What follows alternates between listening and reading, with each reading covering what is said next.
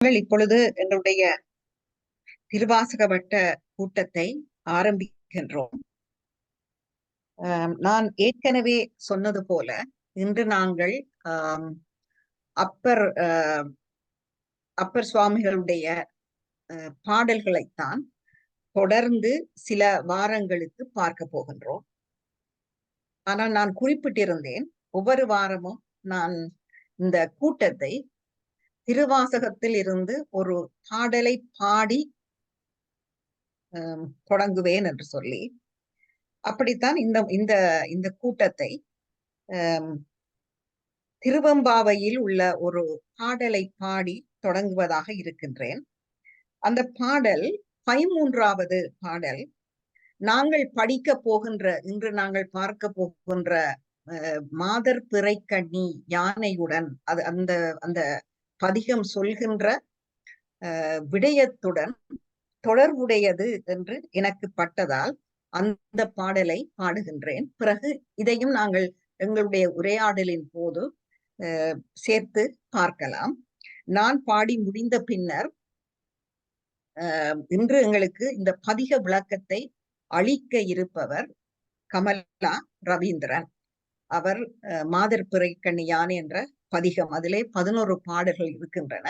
அந்த அந்த முழு பதிகத்துக்குமே அவர் பொருள் விளக்கம் அளிப்பார்.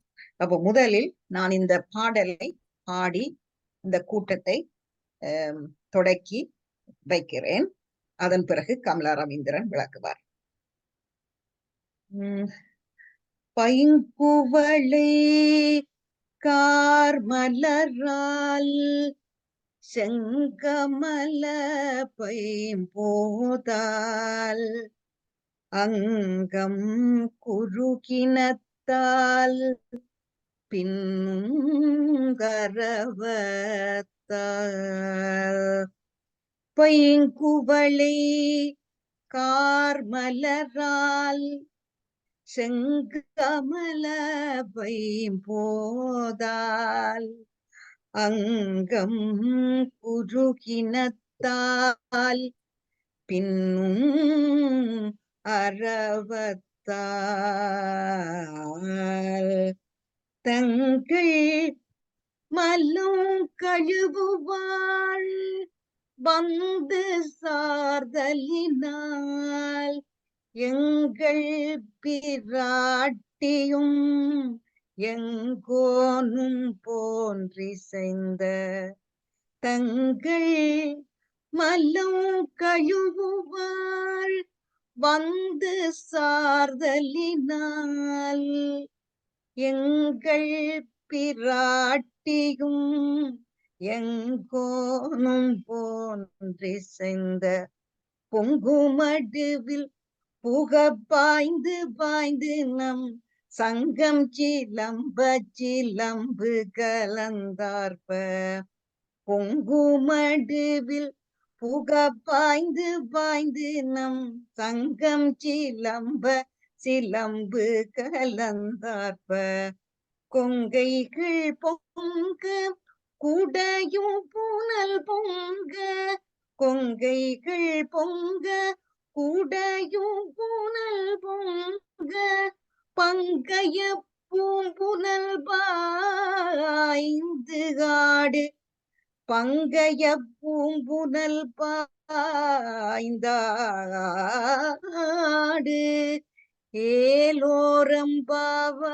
ஏலோரம்பாவாய் பங்கைய பூம்புனல் பாய்ந்தாடு ஏலோரம் பாவாய். இனி கமலா, மிகவும் அருமையா இருந்தது, நன்றி. நீங்க தொடங்கலாம். ஓகே, எல்லோருக்கும் வணக்கம். இன்று நான் மாத பிறைக்கண்ணி யானை என்ற பதியத்துக்கு விளக்கம் சொல்ல வந்திருக்கிறேன். அப்போ அந்த பாடல்களை தொடங்கி விளக்கத்தை சொல்ல முதல் அது எப்படி பாடிய சந்தர்ப்பம் என்றதை சொல்லணும் என்று நான் நினைக்கிறேன். அப்போ அதை சொல்லிட்டு படிக்கிறேன். திருக்காலத்தி சென்ற அப்பர், இந்த பாடலை பாடியவர் அப்ப திருநாவுக்கரசர்.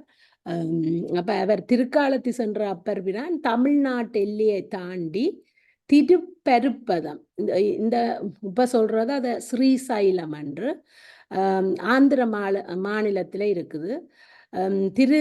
அப்ப அங்க சென்று அவர் இறைவனை வணங்கி பதிகம் அருளினார். அப்போது அவருக்கு திருக்கைலாய மலை சென்று இறைவனை நேரில் காண வேண்டும் என்ற ஆசை ஏற்பட்டது.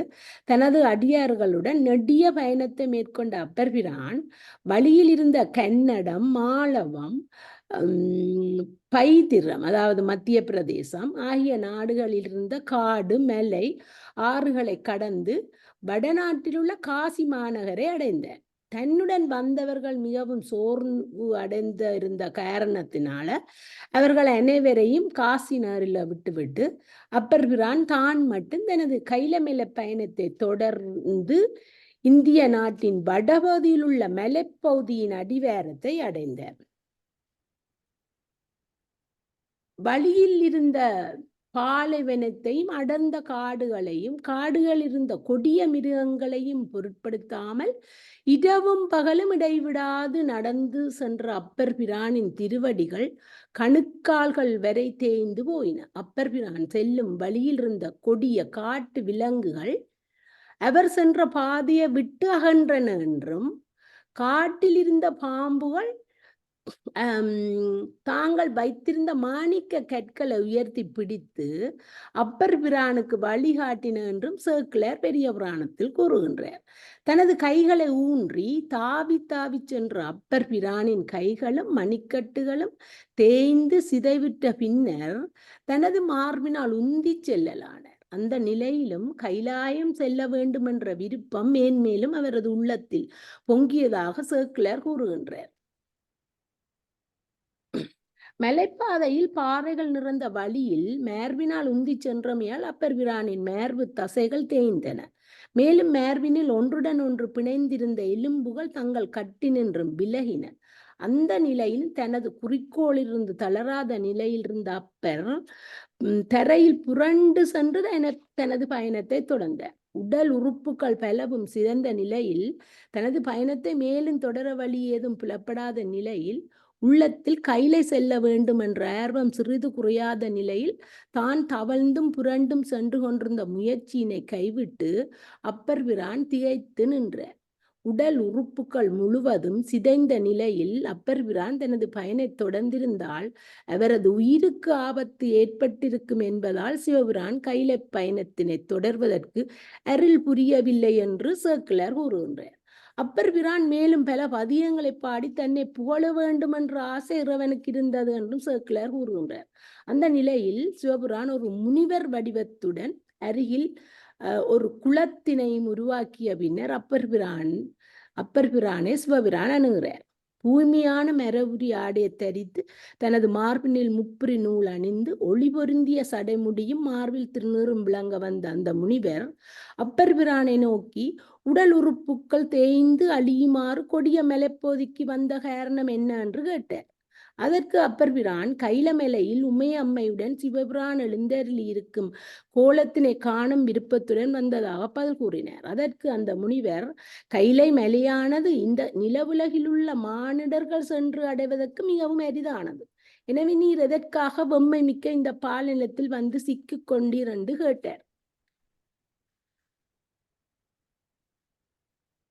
நீர் செய்யக்கூடிய செயல் கைலை நோக்கி உமது பயணத்தை தொடராமல் வந்த வழியே திரும்பி செல்வது ஒன்றுதான் என்று அந்தனர் கூறினார். அதற்கு அப்பர் பிரான், தன்னை ஆளும் நாயனாகிய சிவபிரான் கைலையில் இருக்கும் காட்சி காணாமல் என்றேனும் மடிய போகும் இந்த உடல் கொண்டு திரும்பி செல்ல மாட்டேன் என்று மறுத்தார். என்றேனும் மடிய போகும் இந்த உடல் இந்த கைலப்பனை பயணத்தில் மடிவதால் தமக்கு நட்டம் ஏதும் இல்லை என்ற கருத்தில் இவ்வாறு அப்பர் பிரான் பதில் கூறினார். ஆனால் அவ்வாறு ஏற்பட்டால் கைல பயணத்துக்கு பின்னர் அப்பர் பிரான் அருளிய பதிகங்களை தமிழ் கூறும் நல்லுலகம் இழக்க நேரிடும் என்பதால் சிவபிரான் அப்பர் பிரான் கைல பயணத்தை தொடர்வதை தடுத்தார் என்று சேக்கிழார் மற்றொரு பாடலில் உணர்த்துகிறார். அப்பர் பெருமானின் உறுதியை உலகம் அறிந்து கொள்ள வேண்டும் என்று திருவுள்ளம் கொண்டிருந்த சிவபிரான் அப்பர் பிரானின் பதிலை கேட்டதில் முனிவராக வந்த தன்னை மறைத்து கொண்டார்.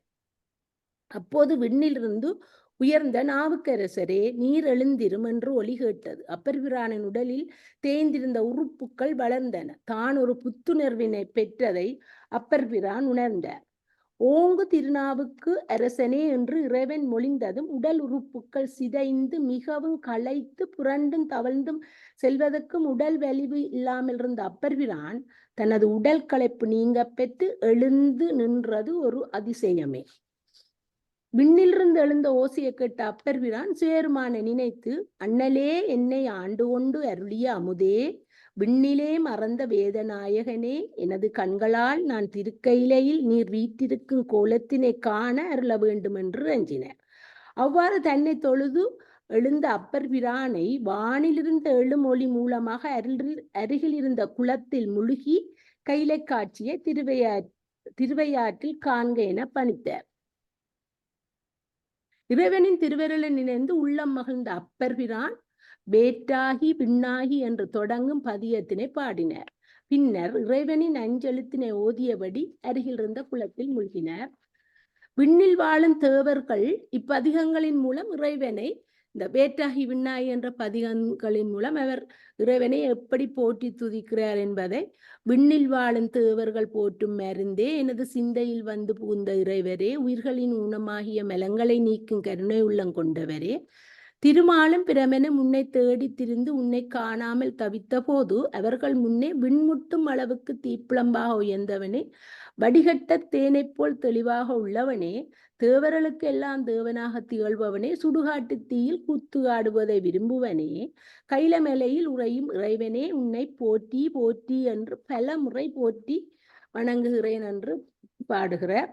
வடநாட்டில் எங்கே ஒரு குளத்தினுள் மூழ்கிய தான் அடுத்த நொடிய திருவையாற்று குளத்தில் இருந்த நிலையை உணர்ந்த அப்பர் பிரான், யாதும் சுவடு படாமல் ஐயாறு அடைந்தேன் என்று மாதப்பிர கண்ணியானை என்று தொடங்கும் பதியத்தில் பாடுகிறார். கோயிலின் முன் வந்து நின்ற அப்பர் பெருமானுக்கு எதிரே தோன்றும் கோயிலே கைலாய மலையாக காட்சி அளித்தது. திருமால், பிரமன், இந்திரன் முதலான தேவர்கள் அன்புடன் வழிபடும் ஒளிகளும் மறைகளின் ஒளிகளும் தனித்தனியாக அப்பர் பெருமானுக்கு கேட்டன. தேவர்கள், தானவர்கள், சித்தர்கள், வித்தியாதரர்கள், யட்சர்கள், முனிவர்கள் முதலானோர் திரண்டு குழும்பி நிற்பதை கண்ட அப்பர் பிரான், அரம்பியர்கள் பாடும் பாடல் ஒளிகள் கடல்களின் ஒளியை விடவும் மிகுதியாக முழங்குவதையும் கேட்டார். கங்கை முதலிய புண்ணிய நதிகள் சிவபிரானை வந்து வணங்க சிவகணத் தலைவர்களும் பூதகணத் தலைவர்களும் பேய்கணத் தலைவர்களும் பலவையான வாத்தியங்களை முழங்கி சிவபிரானை போற்றுவதையும் அப்பர் பிரான் கண்டார். இத்தகைய அடியாரின் கூட்டத்தில் நடுவே நந்தியம்பெருமான் நடுவில் நிற்பதையும் அப்பர் பிரான் கண்டார். சிவபெருமான் தனது இடப்பக்கத்தில் உமையம்மையுடன் வீற்றிருந்த கோலத்தினை அப்பர் பிரான் திருவையாற்றில் கண்டார். காண கிடைக்காத இந்த காட்சியினை கண்ட அப்பர் பெருமான் தனது கைகளை தலைமீது குவித்து கீழே விழுந்து வணங்கிய பின்னர் பெருமானின் முன்பு ஆடினார், பாடினார், அழுதார். அப்பர் பெருமான் அப்போது அடைந்த உணர்ச்சிகளை சொல்ல வல்லவர் எவரும் இல்லை என்று சேக்கிழார் கூறுகின்றார். கைலமலையின் வடபகுதி தோற்றம் சூரியன் உதிக்கும் போது பொன்மயமாகவும் ஆகவே அதுதான் அது பொன்மலை என்றும், பனி சூழ்ந்து வெண்மையாக காணப்படுவதால் அது வெள்ளிமலை என்றும் அழைக்கப்படுகிறார்கள். சிவானந்த நிலையை அடைந்தவர்கள் கண்டறியாதன கண்டேன் என்று தனது அனுபவத்தை அவர் சிவானந்த நிலையை அடைந்தபடியால் அவர் கண்டறியாதனை கண்டேன் என்று ஒவ்வொரு பாடலிலும் பாடிக்கிறார். சிவன் அல்லாத ஏனைய பொருள்களின் சிவன் நிறைந்து நிற்றலை உணர்ந்த அப்பர் பிரானின் செய்கை சிவனது திருவடி பேராகிய முக்தியை பெற்ற நிலையினை குறிக்கிறது. முக்தி பெற்றவர்களின் தன்மை திருமூலரால் திருமந்திரத்தின் 6வது தந்திரத்தில் கூறப்பட்டுள்ளது. அந்த தன்மைகளில் ஒன்று சிவன் அல்லாத அனைத்து பொருட்களிலும் சிவன் நிறைந்து நிற்றலை காணக்கூடியதா இருக்கிறது. தான் கண்ட அனைத்து விலங்குகளையும் பறவைகளையும் சிவசக்தி ரூபமாக அப்பர் பிரான் கண்டது இந்த பதிகத்தின் அனைத்து பாடல்களின் கடைசி வரி மூலம் நமக்கு விளங்குகிறது. நான் பாட்டுக்கு போகலாம். நீங்க ஷேர் பண்றீங்களா இல்ல நான் ஷேர் பண்ணணுமா? நீங்க ஓகே. திருநாவுக்கரசர் எல்லாமாக 3065 பாடல்கள் பாடியிருக்கிறார். அதுல மாதப்புரை கணியானை 4ஆம் திருமுறை 3வது பதிகம்.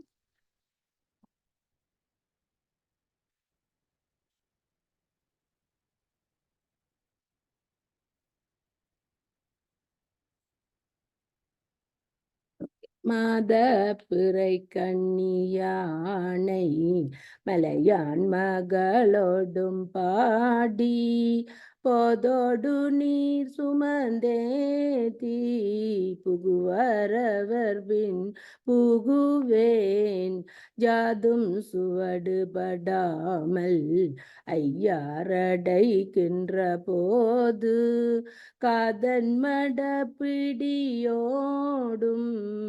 களிறு வருவன கண்டேன் அவர் திருப்பாதம் கண்டறியாதன கண்டேன் அவர் திருப்பாதம் கண்டறியாதன கண்டேன். மாதரண்ட அழகிய பிறைக்கண்ணி பிறையாய கொண்டை மாலை யாதும் சுவடுபடாமல் வடநாட்டில் வெகு தூரத்தில் இருந்த பொய்கையில் மூழ்கிய அப்பர் தென்னாட்டில் உள்ள நகரத்தில் உள்ள ஒரு குளத்தில் எழுந்த நிலைக்கு எந்த சுவடும் அடையாளமும் காணப்படாமல் நெடும் பயணம் மேற்கொண்ட அயர்வு ஏதும் உடலில் காணப்படாத நிலை, பிடியண்டா பெண் யானை என்றா களிறு, அதாவது பிடியண்டா பெண் யானை, களிறு என்றா ஆண் யானை, இறைவனை நீராட்டுவதற்காக அடியார்கள் தாங்களே குளத்தில் இருந்தோ அல்லது நதியில் இருந்தோ எடுத்து செல்வது அந்நாளைய வழக்கம். இப்போதும் வட இந்தியாவில் உள்ள கோயில்களில் அடியார்கள் தங்கள் கையில் நீர் எடுத்து சென்று இறைவனை நீராட்டுவதை நாம் காணலாம். இந்த பழக்கம் பல தேவார பாடல்களில் குறிப்பிடப்பட்டுள்ளது.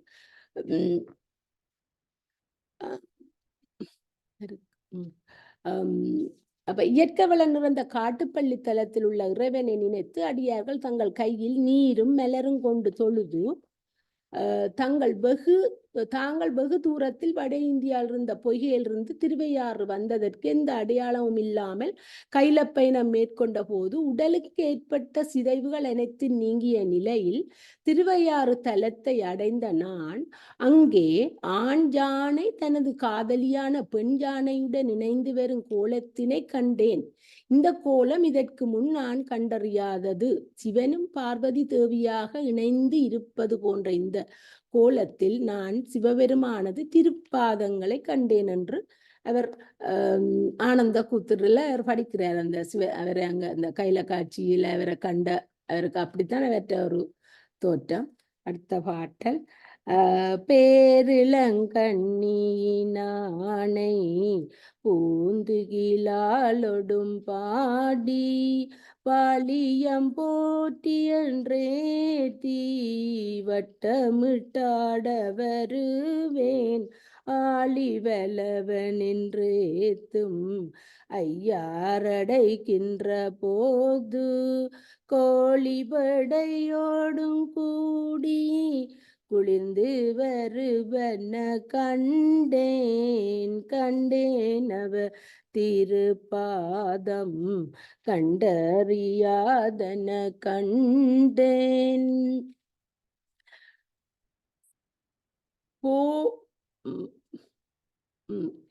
பிளக்கப்பட்ட அந்த போலிலம் என்றத போல் என்று சொல்லி, அதாவது பிளக்கப்பட்ட பிளவு வட்ட இளைய சந்திரனை இங்கே குறிக்கிறது. வட்டமிட்டு பலம் வந்து ஆனந்த நிலையில் ஆடி ஆளி பலவன் என்ற இந்த கடல் அரசனுக்கு ஒரு கதை இருக்குது. என்னண்டா அவர் சமுத்திரராஜன் காவிரியை மணமுடிக்க வேண்டும் என்ற ஆசை அவருக்கு இருந்தது. அந்த ஆசையை அவர் அகத்திய முனிவரிட சொல்றார், தனக்கு கல்யாணம் முடிக்கணும். அப்ப அகத்திய முனிவர்கிட்ட ஆலோசனையின் பேரில் இந்த ஐயாரப்பனை வணங்கினால் இந்த சமுத்திரராஜன் என்ன கல்யாணம் முடிக்கலாம் என்று சொல்லத்தான் அவர் ஐயாரப்பனை வணங்கி காவிரியை மணந்தவர். அப்ப சமுத்திரராஜன் என்றது இந்த கடலரசன். அவர் தான் இந்த காவிரியை மணந்தவர். இதுதான் ஆலி வலவன் ஐயாரப்பனை நின்று ஏத்திய வரலாறு. இந்த வரலாறு அப்பர் பிரானால் இந்த பாடலில பெடை என்றது பெண்ணினம், இங்கே பெண் கோழியை பெடை என்றது பெண்ணினம், பெண் கோழியை குறிக்கிறது. குளிர்ந்து உள்ளம் குளிர்ந்தது மகிழ்ந்து. ஆலி வலவன் என்பதற்கு சக்கரைப்படை ஏந்திய திருமால் என்றும் சிலர் அதை பற்றி சொல்லினம். கைலை காட்சியை கண்ட மகிழ்ச்சியில் அப்பர் பிரானுக்கு என்ன செய்வதென்று தெரியவில்லை. இறைவனை வாழ்க என்று மகிழ்வோடு போற்றி கைத்தாளமிட்டு வட்டமிட்டு சுற்றி சுற்றி ஆடி சென்றதாக இந்த பதியத்தில் 2ஆம் பாடலில குறிப்பிடுகிறார். இந்த பாடல்களில் அனைத்தும் சிவபிரானை பிறை சந்திரனை தலையில் சூடியனாக வர்ணித்து ஆரம்பிக்கின்றன. இளம்பிறை போன்ற தலை மாலையினை அணிந்த சிவபெருமானை பூவேலைகள் நிறைந்த ஆடை அணிந்த பார்வதி தேவியுடன் இணைத்து பாடி அவர்கள் திருவடி வாழ்க என்றும் அவர்களை வணங்கி பாடி அளவு கடந்த மகிழ்ச்சியுடன் சுழன்று சுழன்று ஆடிக்கொண்டு வருவேன். கடலரசனாகிய வருணன் வணங்கி பயன்பெற்ற ஐயாரப்பன் உரையின் தலத்தை நான் வந்து அடைந்த போது சேவல் தனது துணியான கோழியுடன் மகிழ்ந்து வரும் கோலத்தினை கண்டேன். அந்த கோலத்தினை கண்ட எனக்கு சிவபெருமானும் பார்வதி தேவி இணைந்து வருவது போல் தோன்றியது. மேலும் அந்த கோலத்தில் நான் சிவபிரானின் திருப்பாதங்களையும் கண்டேன். அத்தகைய காட்சியினை நான் இதற்கு முன் கண்டதில்லை என்று பாடுறார். 3வது பாட்டு. எரிப்பிறை கண்ணியினானை ஏந்திலையாளொடும் பாடி முறித்த இலங்கையலிட்டு முகம் மலர்ந்தாட வருவேன். அரித்தொழுகும் வல்லருவி ஐயாரடைகின்ற போது பரிக்குயில் பேடையோடாடி பைகி வருவன கண்டேன். கண்டேன் அவர் திருபாதம் கண்டறியாதனை கண்டேன். பிறை நிலவின் தலையில் அணிந்த சிவபெருமான் சிறந்த அணிகலன்கள் அணிந்து பார்வதி தேவியுடன் இணைந்து பாடி பாடலுக்கேற்ற தாளங்கள் இட்டுக்கொண்டு மகிழ்ச்சியினால் மலர்ந்த முகத்துடன் ஆடிக்கொண்டு வருவேன். மணலை அரித்து கொண்டு வெள்ள நிறத்த அருவி போல மிகவும் வேகமாக வரும் காவிரி நதி பாய்கின்ற ஐயாரது தலத்தை வந்து அடைந்த நான் இங்கே ஓரிடத்தில் தங்கிய ஆண் குயில் தனது இணையான பெண் குயிலுடன் ஆடிக்கொண்டும் பாடிக்கொண்டும் வரும் கோலத்தினை கண்டேன். அந்த கோலத்தினை கண்ட எனக்கு சிவபிரானும் பார்வதி தேவியும் இணைந்து வருவது போல் தோன்றியது. மேலும் அந்த கோலத்தில் நான் சிவபிரானின் திருப்பாதங்களையும் கண்டேன். அத்தகைய காட்சியினை நான் இதற்கு முன்னர் கண்டதில்லை. பிறையிளங்கண்ணியினா அடுத்த பாடல்.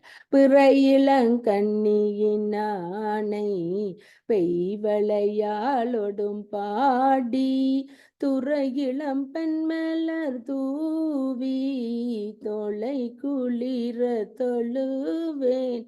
அறையிளம் பூங்குயிலாளும் ஐயாரடைகின்ற போது சிறையிளம்படையோடாடி சேவல் வருவன கண்டேன். கண்டேன் அவர் திருபாதம் கண்டறியாதன கண்டேன்.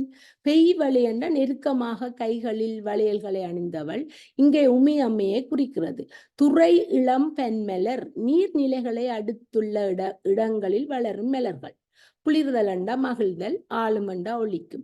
தான் இறைவனை தொழுத போது தனது தோள்கள் குளிர்ந்ததாக அப்பர் பிரான் இங்கே கூறுகின்றார். உள்ளம் மகிழ்வுடன் இருந்ததால் தோள்கள் விம்முவது இயற்கை. தனது உள்ளம் மகிழ்ந்திருந்த காரணத்தால் தனது தோள்களும் மகிழ்ந்திருந்த நிலை இங்கே குறிப்பிடுகிறார். சிவபிரானின் புகழினை மகிழ்ந்து பாடும் பெண்கள் தங்களது உள்ளம் மகிழ்ச்சியால் நிறைந்து இருந்தமையால் அவர்களது தோள்களும் விம்மி பிடைத்திருந்த நிலையினை மற்றொரு பெண்ணுக்கு சுட்டிக்காட்டி பாடும் பாடல்களை தோநோக்கம் என்ற தலைப்பின் கீழ் மாணிக்கவாசகர் திருவாசகத்தில் அருளி இருப்பது இங்கே நினைவு கூறத்தக்கது. கல் போன்ற தனது மெனத்தினை உருக்கிய சிவபெருமான் தனது நெஞ்சினுள்ளே புகுந்து கொண்டமையால் உலகம் தன்னை அறிந்து கொண்டதாக கூறும் பெண்மணி தனது தோள் விம்மி பிடைத்துள்ள நிலையை காணுமாறு தனது தோழியிடம் கூறும் பாட்டு தான் அந்த தோநோக்கம் திருவாசகத்துல வந்த பாடல். அப்ப இந்த பாட்டுக்கு பொழிப்பு எப்படின்னா, அப்பர் பிரான் 4வது பாடலுக்காக இத சொல்றது எப்படி என்றா, பிறை சூடிய சிவபெருமானை நெருங்கிய வளையல்களை தனது கையில் அணிந்துள்ள பார்வதி தேவியுடன் இணைத்து பாடி, நீர்நிலைகளை அடித்து வளரும் செடி கொடிகளில் உள்ள பல மலர்களை தூவி சிவபெருமானை தொழுது வரும் எனது உள்ளம் மிகவும் மகிழ்ச்சியான நிலையில் உள்ளது. அந்த மகிழ்ச்சியினால் எனது தோள்கள் விம்மி பிடைத்து உள்ளன. நான் குயில்கள் பாட்டொலிக்கும் திருவையாறு தலம் அடைந்த போது அங்கே சிறகுகளை உடைய தனது துணையுடன் சேவலாடி வரும் கோலத்தினை கண்டேன். அந்த கோலத்தினை கண்ட எனக்கு சிவபுராணம் பார்வதி தேவி மிதந்து வருவது போல் தோன்றுகிறது. மேலும் அந்த கோலத்தில் நான் சிவபுராணின் திருப்பாதங்களையும் கண்டேன் என்று சொல்லி அவர் இந்த காட்சியை போல நான் அங்கேயும் இதுவரை இதற்கு முன்னர் காணவில்லை என்று சொல்லி வருகிறார். 5வது, எடுமதி கண்ணியானை ஏந்திளையாளொடும் பாடி காடோடு நாடு மலையும் கைதொழுதாடா வருவேன் ஆடல் அமர்ந்துரைகின்ற ஐயாரடைகின்ற போது பேடை மகிழோடும் கூடி பிணைந்து வருவன கண்டேன் அவர் திருப்பாதம் கண்டறியாதன கண்டேன். ஏடுன்னு சொன்ன அந்த இழைத்த ஏடு என்பதற்கு விளக்கம் என்ன சொல்லினோம்னா, இழைத்த தனது கைலை பயணத்தில் அப்பர் பிரான் காடுகள் பல நாடுகள் மலைகள் முதலியவற்றை கடந்து சென்றார். கைலையில் சிவபெருமான் வீட்டிருக்கும் கோலத்தினை காண வேண்டும் என்ற ஒரே நோக்கத்துடன் சென்ற அப்பர் பிரானுக்கு தான் தந்த காட்சிகள் அனைத்தும் சிவமயமாக தெரிந்தமையால் தான் கண்ட காட்சிகளையும் தொழுது கொண்டே சென்றார். திருவையாற்றில் தான் அவரது நோக்க நிறைவேறியது. எனவே காலத்தில் தொடங்கிய அவரது பயணம் திருவையாறில் தான் நிறைவடைந்தது. அந்த பயணத்தில் தான் கண்ட காடு நாடு மலைகளை இங்கே அப்பர் பிரான் குறிப்பிடுகின்றார். பொழிப்புரை: பிறைகள் தேய்ந்து இழைத்த நிலையில் சரணடைந்த சந்திரனை சடையில் சூடிக்கொண்ட சிவபிரானை அழகிய நகைகள் அணிந்த பார்வதி தேவியுடன் இணைத்து பாடிக்கொண்டு காடு மலை பல நாடுகளை தாண்டி கொண்டு காட்டினை நாட்டினை மலைகளையும் தொழுது கொண்டே ஆடிக்கொண்டே நான் வந்தேன். அவ்வாறு வந்த நான் நடனமாடும் சிவபிரான் உரைகின்ற ஐயாராற்றினை வந்து அடைந்தேன். இங்கே ஆண் மயில் தனது துணியான பெண் மயிலுடன் பிணைந்து ஆடும் கோலத்தினை கண்டேன். அந்த கோலத்தினை கண்ட எனக்கு சிவபிரானும் பார்வதி தேவியும் இணைந்து வருவது போல் தோன்றியது. மேலும் அந்த கோலத்தில் நான் சிவபிரானின் திருப்பாதங்களையும் கண்டேன். அத்தகைய காட்சியை நான் இதற்கு முன்னர் காணவில்லை. 6வது பாட்டு. தன்மணி கண்ணியினானை தையல் நல்லாளொடும் பாடி உண்மெலி சிந்தையனாகி உணராவுருகா வருவேன் அண்ணல் அமர்ந்துரைகின்ற ஐயாரடைகின்ற போது வண்ணப்பகன்றிலோளாடி வைகி வருவன கண்டேன் அவர் திருப்பாதம் கண்டறியாதனை கண்டேன். பகன்றிலண்டா பகா அன்றில் இணைவிடியாத அன்றில் பறவை. தையல் நல்லாள் உமையம்மையை தையல் நல்லாள் என்றும் பெண்ணின் நல்லாள் என்றும் திருமறைகளை குறிப்பிடுவது வழக்கம். அத்தைய 2 பாடல்கள் இங்கே கொடுக்கப்பட்டுள்ளன.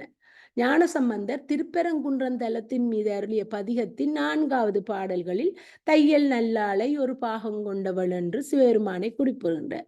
மதுரை நகர் அந்நாளிலும் மல்லிகை மலருக்கு பிரசித்தம். என்னடா அந்த மல்லியை கூப்பிட்டு சொல்லிடுறபடியே பொழிப்புரை குளிர்ந்த சந்திரனது தனது சடையில் அணிந்து கொண்ட சிவபிரானை பெண்களில் சிறந்தவளாகிய உமையம்மையுடன் நினைத்து பாடியபடியே குலைந்த உள்ளத்துடன் சிவபிரானது திருவடி சிறப்பினை உணர்ந்து உருகி வந்த நான் திருவையாறு தலத்தினை அடைந்தேன். தலைவனாகிய சேருமான் அமர்ந்திருக்கும் திருவையாற்றில் அழகிய வண்ணமுடைய அன்றில் பறவை தனது துணையுடன் இணைந்து வரும் கோலத்தினை கண்டேன். அந்த கோலத்தினை கண்ட எனக்கு சிவபிரானும் பார்வதி தேவியும் இணைந்து வருவது போல் தோன்றியது. மேலும் அந்த கோலத்தில் நான் சிவபிரானின் திருப்பாதங்களையும் கண்டேன். அத்தகைய காட்சியினை நான் இதற்கு முன்னர் கண்டதில்லை. 7வது பாட்டு. கடிமதி கண்ணியின் ஆணை காரிகையாலொடும் பாடி படிபொடு வண்ணமிரண்டும் வாய் வேண்டுவ சொல்லி வாழ்மேன் அடியினை யார்க்குங்களலான் ஐயாரடைகின்ற போது இடிகுரலென்னதோரேனம் இசைந்து வருவன கண்டேன் கண்டேன் அவர் திருப்பாதம் கண்டறியாதன கண்டேன். பெரும் புலரண்ட வைகையறை இரவு பகுதியின் 4வது கூறு. பெருமலரண்டா பேறுகளை பெற்றுத் தரும் மலர். இறைவனை தொழுது துதிப்பதற்காக நாம் பயன்படுத்தப்படும் மலர்கள் நமக்கு முக்தி பேட்டினை பெற்றுத்தரும் என்பதால் பெருமலர் என்று அப்பெருபிரான் இங்கே குறிப்பிடுகிறார். பொழுது விடிவதற்கு முன்னரே எழுந்து குளித்துவிட்டு மலர்களை பறித்து இறைவனுக்கு படைக்க வேண்டும் என்பது விதி. அவ்வாறு செய்தால் வண்டுகள் வந்து தேனை உண்பதற்கு முன்னர் நாம் இறைவனுக்கு படைப்பதற்கான மலர்களை பறிக்க முடியும். அப்பெருபிரான் அத்தைய பழக்கம் கொண்டவராக இருந்தார் என்பதை அவரது பாடல்களிலிருந்து நாம் உணரலாம். இந்த வாழ்க்கை முறையை அப்பெருபிரான் தனது தமக்கையாரிடமிருந்து கற்றுக்கொண்டார் என்பதை நாம் குற்றாயினவாறு என்று தொடங்கும் பதிக விளக்கத்தில் உணர்ந்தோம். இந்த நெறியை தனது நெஞ்சத்திற்கு அப்பர் பிரான் சொல்லிக்கொள்ளும் பாடல் ஒன்று இடர் கெடுமாறு எண்ணுதியேல் என்ற தொடக்கத்தில் அவர் சுட்டி காட்டியிருக்கிறார்.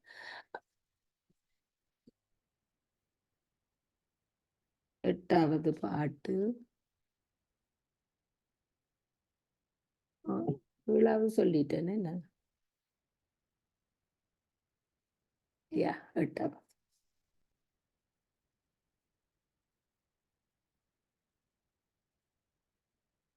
திரும்பி மதி கண்ணியானை மெல்லியலாலொடும் பாடி பெரும்புலர் காலை எழுந்து பெருமலர் கொய்யா வருவேன் அருங்கலர்.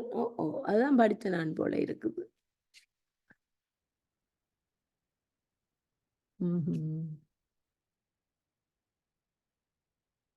இது ஓகே.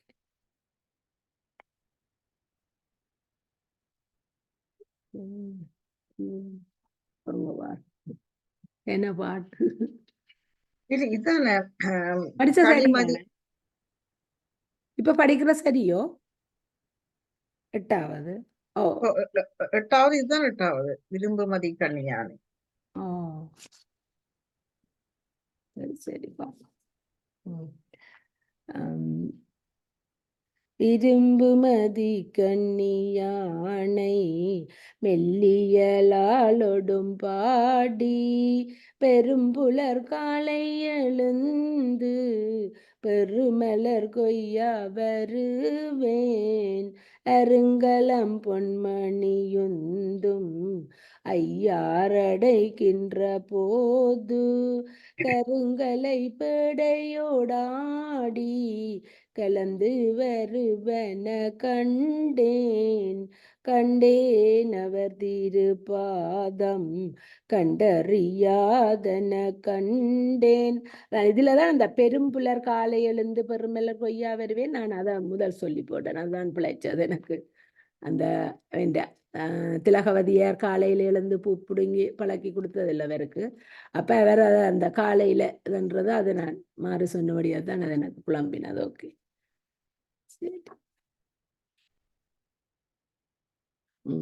இது அனைவரும் விரும்பும் சந்திரனை பிறையாக தனது தலையில் சூடிக்கொண்ட சிவபிரானை மெல்லிய இயல்புகள் கொண்ட பார்வதி தேவியுடன் இணைத்து பாடினான். தினமும் காலை பொழுது விடுவதற்கு முன்னமே எழுந்து இறைவனை மலர் தூவி துதிப்பதால் நமக்கு முக்தி பேறு கிடைக்க வழி செய்யும். மலர்களை பறித்து கொண்டு வருவேன்.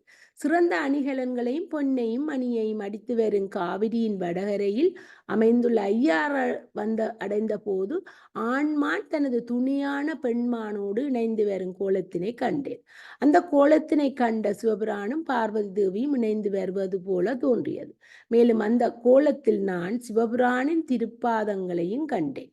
அத்தகைய காட்சியினை நான் இதற்கு முன்னர் கண்டதில்லை. இனி 9வது பாட்டு. முட்பிறை கண்ணியானை மொய் குழலாளொடும் பாடி பற்றி கயிறறுக்கில்லேன் பாடியும் மாடா வருவேன் அற்றருள் பெற்று நின்றாரோ ஐயாரடைகின்ற போது நற்றுணை பேடையோடாடி நாரை வருவன கண்டேன் அவர் திருப்பாதம் கண்டறியாதன கண்டேன். ஒற்றை பிறச்சந்திரனை தனது சடையில் சூடிக்கொண்ட சிவபெருமானை அடர்ந்த அழகிய கூந்தலை உடைய பார்வதி தேவியுடன் நினைத்து பாடும் என்னால் சிவபிரானது திருவடிகளை பற்றாக கொண்டு உலகப் பொருள்களுடன் வைத்துள்ள பாசத்தினை போக்கிக் கொள்ள முடியாத அடியேன் சிவபெருமானது புகழினை பாடிக்கொண்டு ஆடியபடியே ஐயாறு வந்தடைந்தேன். சிவபுராணின் அருள் பெற்ற அடியார்களோடு நான் ஐயாறு அடைந்த போது ஆண் நாரை தனக்கு நல்ல துணியான பெண் நாரையுடன் இணைந்து வரும் கோலத்தினை கண்டேன். அந்த கோலத்தினை கண்ட எனக்கு சிவபிரானும் பார்வதி தேவியும் இணைந்து வருவது போல தோன்றியது. மேலும் அந்த கோலத்தில் நான் சிவபிரானின் திருப்பாதங்களையும் கண்டேன். அந்த காட்சியினை நான் இதற்கு முன்னர் கண்டது இல்லை. 10வது பாடல். திங்கள் மதி கண்ணியானை தேமொழியாலொடும் பாடி எங்கருள் நல்குங்கோலந்தை எனக்கினி என்ன வருவேன் அங்குல மங்கையாரோடும் ஐயாரடைகின்ற போது பைங்கிளி பிடையோடாடி பறந்து வருவன கண்டேன் அவர் திருப்பாதம் கண்டறியாதன கண்டேன். அப்பர் பிரான் இளமங்கையர் அப்பர் பிரான் இளமங்கையர்கள் நடமாடும் ஐயாறு என்று பாடுவது நமக்கு சம்பந்தரின் திருவையாறு பதிகத்தின் முதல் பாடலை நினைவூட்டும். இறைவன் வீதி வரும் சமயத்தில் வீதிகளில் நடமாடிக்கொண்டு வரும் மங்கையரின் ஆடலுக்கு ஏற்ப முழவுகள் அதிர அதனால் எழுந்த ஓசையை மழைக்கு முன் வரும் இடி என்று தவறாக நினைத்து கொண்ட குரங்குகள் மரத்தில் ஏறி மேகங்களை காணும் தலம் என்று ஐயாறாட்டினை சம்பந்தர் குறிப்பிடுகின்றார். ஐயண்ட கோளை அலமந்து சுழன்று முகில் மேகம் 5 புலன்களும் தாங்கள் செய்ய வேண்டிய செயல்களை விட்டு தடுமாற அறிவு மயங்கி இருக்கும் நேரத்தில் சளி தொண்டையில், அது அந்த சம்பந்தற்ற பாட்டுக்கு தான் அது. இது இந்த 10வது பாட்டுக்கு வரும். பிறைச்சந்திரனை தனது தலையில் சூடிய சிவபெருமானை தேன் போன்ற இனிமையான மொழியுடைய உமையம்மையுடன் இணைந்து பாடி அடியேனுக்கு சிவபிரான் அருள் செய்யும் இடம் எதுவோ என்று தலங்கள் தோறும் சென்று வழிபட்டு வந்த நான் இப்போது ஐயாறு வந்தடைந்தேன். இளமங்கையர் நடமாடும் ஐயாறு வந்து அடைந்த போது பச்சை கிளி தனது துணையுடன் இணைந்து பறந்து வரும் கோலத்தினை கண்டேன். அந்த கோலத்தினை கண்ட எனக்கு சிவபிரானும் பார்வதி தேவியும் இணைந்து வருவது போல தோன்றியது.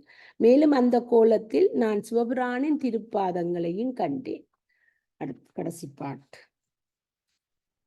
வளர்மதி கண்ணியினானை பார்குழலாலொடும் பாடி களவுபடாததோர் காலம் காண்பான் கடை கணிக்கின்றேன்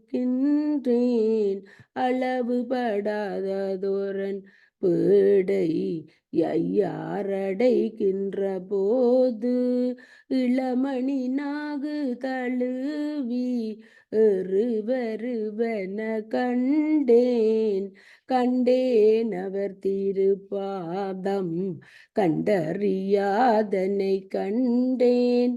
சிவபிரானை வந்து சரணடைந்த பின்னர் அதுவரை பிறைகள் தேய்ந்து கொண்டிருந்த சந்திரனுக்கு பிறைகள் வளரத் தொடங்கின. எனவே வளர்மதி என்று சந்திரனை அப்பர் பிரான் குறிப்பிடுகின்றார். மனிதர்களாகிய நாம் செய்கின்ற செயல்களுக்குத்தான் கால வரையறை உண்டு. நினைத்த மாத்திரத்தில் தான் நினைத்த காரியங்களை செய்யும் வல்லமை படைத்தவன் இறைவன். எனவே இறைவன் செய்யும் செயல்களுக்கு கால வரையறை என்பது கிடையாது. அதனால் தான் வடநாட்டிலிருந்து திருவையாற்றில் இருந்த குளத்துக்கு அப்பர் பிரான் ஒரு நொடியில் இறைவனால் மாற்றப்படுகின்றார். இவ்வாறு தான் மாற்றப்பட்ட அதிசயத்தை காலம் ஏதும் வீணாக கழிக்கப்படாமல் தான் திருவையாறு வந்ததாக அப்பர் பிரான் கூறுகிறார். கடினமான கையில யாத்திரை மேற்கொண்ட போது தடுத்து இளைப்பாற வைத்து பின்னர் ஐயாறில் எழ வைத்து கைலைக்காட்சியை எந்த சிரமமின்றி காணச் செய்த கருணையை வியந்து அளவுபடாததோர் அன்பு என்று அப்பர் பிரான் கூறுகிறார். காவிரியின் வடகரையில் அமைந்துள்ள திருவையாறு தலத்தின் அருகில் 5 ஆறுகள் ஓடுகின்றன. அந்த இருந்துதான் எடுத்து வந்து அபிஷேகம் செய்வார்கள். ஆனபடியா அந்த திரு ஆறு என்று அந்த திருவையாறு அதுக்கு பெயர் வந்த என்று சொல்லி அதையும் சொல்லி நாம்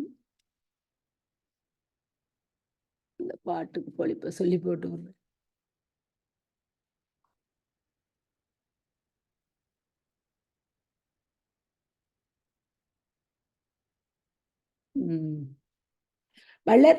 கடைசி பாட்டோ. வளர்பிறை அணிந்த சிவனார் உண்மையோடும் திகழ பலகாலம் பாடி போட்டியும் காண முடியாதவரை உள்ளார். அவரை கண்டு பணிய அளவிலா அன்புடன் ஐயார் அடைந்து கோவிலின் வாயிலில் காத்து நிற்கின்றேன். அப்போது ஏறு தன் துணையுடன் வருவது போன்று சிவனார் உமையுடன் வருவது கண்டேன். அவர் திருவடி கண்டேன். அதாவது அப்பர் பிரான் சொல்றார், அந்த ஏறும் துணையோட வரையக்குள்ள நான் அவற்ற பாதங்களைத்தான் கண்டேன். அப்போ இதுவரை தான் இப்படி ஒரு நிகழ்ச்சியை காணவில்லை என்று சொல்லி இதை முடிக்கிறார். வணக்கம். நன்றி கமலா.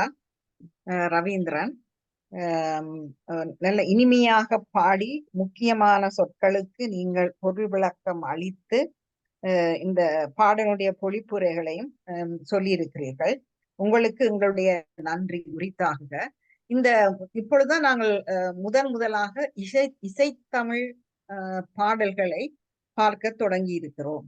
பக்தி இலக்கியத்திலே முதல் 7 திருமுறைகளுக்கு தான் இசை வகுக்கப்பட்டதாக சொல்லப்படுகிறது. இது நாங்கள் அப்பருடைய பதிகங்கள் 4ஆம் 5ஆம் 6ஆம் திருமுறைகள். அதிலே 4ஆம் திருமுறையில் உள்ள பதிகத்தை தான் நாங்கள் இன்று பார்த்தோம். அப்ப இசைத்தமிழை தான் இப்பொழுது நாங்கள் படிக்க தொடங்கி இருக்கிறோம். நீங்களும் இனிமையாக நீங்கள் அதை பாடினீர்கள். இந்த உண்மையில் இந்த பாட்டு சஜஸ்ட் பண்ணது, நான் இந்த அப்பருடைய பாடல்களை படிக்கலாம் என்று சொன்ன பொழுது அந்த என்ன நீங்கள் தேவாரங்களை சஜஸ்ட் பண்ணுங்கன்னு சொல்லும் பொழுது எனக்கு இந்த பாடலை சஜஸ்ட் பண்ணவர் கமலா செந்தி தான் இந்த பாடலை சஜஸ்ட் பண்ணி இருந்தவர். அப்படி வேறும் சிலர் இப்ப ஆனந்தவேல் வரையில இன்றைக்கு அவர் ஏன்னு தெரியல, அவரும் ஒரு 4-5 தேவாரங்கள் சஜஸ்ட் பண்ணியிருந்தார். அதை நான் சேர்த்திருக்கிறேன். அது மாதிரி கங்காவும் ஒன்று சொன்னவர் கூட்டாயினவாறு விளக்ககிலீர், அதுவும் நாங்கள் பார்ப்போம். அதுல எனக்கு அது மேல அந்த கூட்டாயினவாறு விளக்ககிலீர் 4 வரிகளை உடையது. ஆனா நீங்கள் பாத்தீங்கன்னா 8 வரிகள் இருக்கும். மேல 4 அடிகளுடைய பாடல்ல அதில் முதல் 2 அடிகளும் அந்த அவருடைய அந்த சூழ நோயை பற்றி இருக்கு. அப்ப கடைசி 2 வரிகளும் தான் மேல உங்களுக்கு படிப்பதற்கு கொஞ்சம் என்ன சுவையாக இருக்கு. அதாவது அந்த அவருடைய வயிற்று குத்த பற்றி அவர் சொல்லாத பகுதிகள் தான் எங்களுக்கு இன்ட்ரெஸ்டிங்காக இருக்கும். ஆனால் இந்த பாடல் இந்த பாடல் எனக்கு முன்பும் மிகவும் விருப்பமான பதிகமாக இருந்தது. கமலா சொல்ல போறீங்களா ஏன் இந்த பாட்டை நீங்க சஜஸ்ட் பண்ணீங்களான்னு? கமலா நிக்கிறாவா? ஓ, கமலா செந்தி. ஆமாம். ஓ, கமலா செந்தி. ரெக்கார்டை நிப்பாட்டுறேன் என்ன? ஓ